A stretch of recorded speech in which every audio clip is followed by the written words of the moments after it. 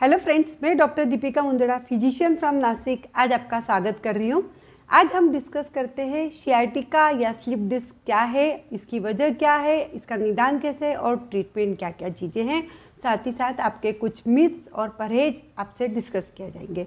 Sciatica आप लोग समझते हैं कि ये एक बीमारी है, अपितु ये एक बीमारी न हो के नस दबने का एक लक्षण है। सियाटिका बीमारी नहीं, एक लक्षण है। तो क्या होता है, आपके रीढ़ के हिस्से के नीचे वाले भाग में जो नर्व्स एक्यूमुलेट होके एक नर्व्स बड़ी बनाती है, जिसे बोलते हैं सिएटिक नर्व। सिएटिक नर्व पीछे के कमर के हिस्से से निकल कर नीचे पीछे की तरफ जांघों से होते हुए नीचे के भाग में पाँव में नीचे तक सप्लाई करती है।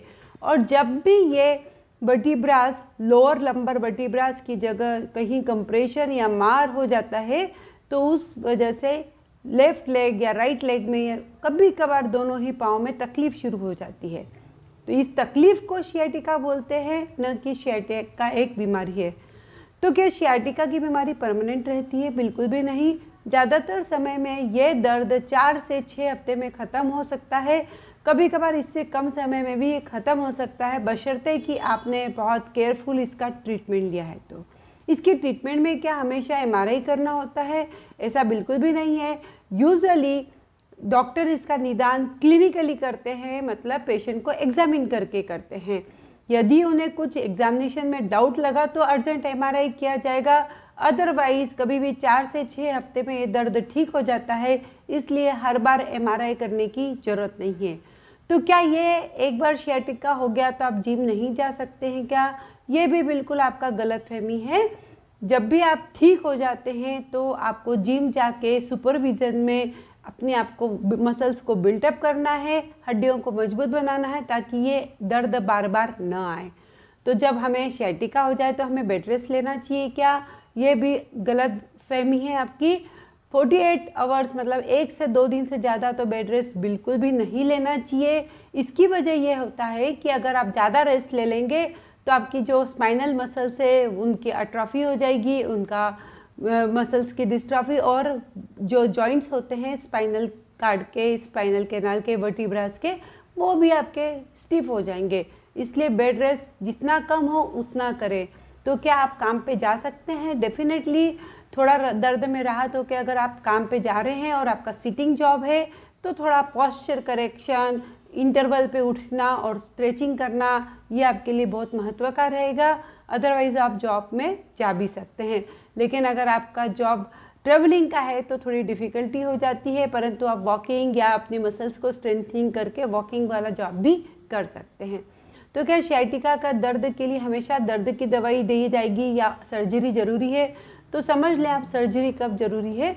सर्जरी की ज़रूरत पड़ती है अगर आपको सियाटिका नस के दबने की वजह से पेशाब का रास्ता या लेटरिन के रास्ते में कुछ तकलीफ हो गई है, एक पाँव में लकवा मार गया है या थोड़ा कमजोरी आ गई है, आप लंगड़ा के चलने लगे हैं, और तीसरा अगर आपको वहाँ पे पाँव में सेंसेशन चले गए हैं या दर्द बहुत ही तीखा है, या फिर कुछ आपको कुछ ऐसी प्रॉब्लम है जिसका बगैर सर्जरी के इलाज नहीं हो सकता, अन्यथा सर्जरी की भी ज़रूरत नहीं होती है।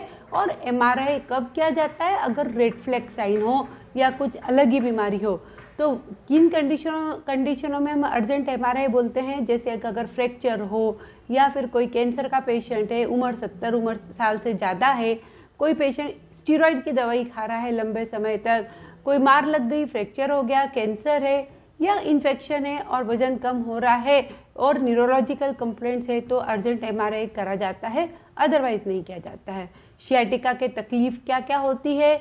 कमर से लेकर नीचे तक के भाग में दर्द का पसरना, वैसे ही सेंसेशन का कमी होना, झुंझुनाहटपना आना और चाल में थोड़ी बदलाव होना, और कभी कभी यही चीज़ें तेज होके और सेंसेशन पूरा ख़त्म भी हो सकता है, नमनेस भी आ सकती है, और आपके बाउल ब्लैडर मतलब पेशाब का रास्ता और लेटरिन के रास्ते में तकलीफ भी हो सकती है, और पाँव में थोड़ा सा लकवा भी हो सकता है। तो ये इमरजेंसी की कंडीशन होती है। इसके वजह क्या होती है? सियाटिका की मुख्य वजह होती है प्रोलेप्स डिस्क या डिस्क का सरकना, स्लिप डिस्क। दूसरा वजह होती है लंबर कैनाल का स्टेनोसिस होना, सिकुड़ जाना, और एक और वजह होती है वर्टिब्रास का एक के ऊपर आगे प्रोलेप्स कर देना। परंतु ये सब चीज़ों के पीछे मुख्य वजह है एजिंग, गलत पॉस्चर, वजन बढ़ना, स्मोकिंग, लाइफस्टाइल और मसल्स का वीक। मसल्स कौन सी वाली वीक रहती है? बेसिकली आपके पेट की मसल्स और बैक की मसल्स का वीकनेस की वजह से ये कॉम्प्लिकेशन बढ़ जाते हैं, और साथ ही कंटिन्यूस जो सिटिंग पॉस्चर है वो भी आपके लिए अच्छा नहीं है।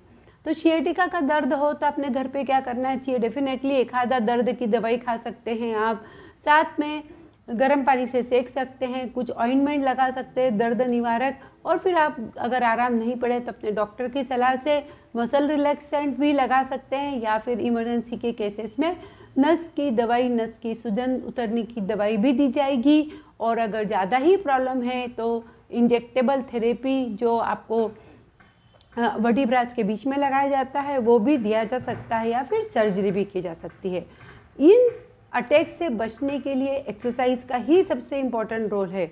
वो एक्सरसाइज जो होती है उसका मैं लिस्ट बनाने वाली हूँ और आपको दूंगी, परंतु आपके सोने के पोस्चर को आपको कंट्रोल रखना है। जैसे कि आप फर्म मैट्रेस पे सोएंगे, कड़क गादी पे सोइए। सोते वक्त अगर आप सीधा सो रहे हैं तो आपके दोनों घुटनों के नीचे एक तकिया रख सकते हैं। वैसे ही आप अगर लेटरल पोजीशन में सो रहे हैं एक करवट लेके, तो घुटने के बीच में तकिया रखेंगे। अपने स्पाइन को ट्विस्ट न हो ऐसा पोजीशन रखें, और पेट के बल पर बिल्कुल न सोए। और सोने के पहले अगर थोड़ा सा स्ट्रेचिंग एक्सरसाइज कर लेंगे तो आपको रात को दर्द में आराम पड़ेगा। अगर आधी रात को कोई दर्द हो रहा है, वजन कम हो रहा है, तो फिर ये स्लिप डिस्क न होके हो सकता है सीरोनेगेटिव ऑस्टियोआर्थराइटिस वगैरह बीमारी भी हो सकती है। तो इन चीज़ों पे ध्यान रखिए। ये एपिसोड रिकरेंट ना आए उसके लिए सिर्फ और सिर्फ लाइफस्टाइल मॉडिफिकेशन, एक्सरसाइज। लेकिन कौन सी एक्सरसाइज आप कर सकते हैं? क्या आप वेट लिफ्टिंग कर सकते हैं, जिम जा सकते हैं? तो डेफिनेटली ठीक होने के बाद आप जिम भी जा सकते हैं और वज़न भी उठा सकते हैं।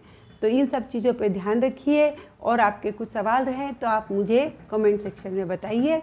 बने रहिए। Thank you so much.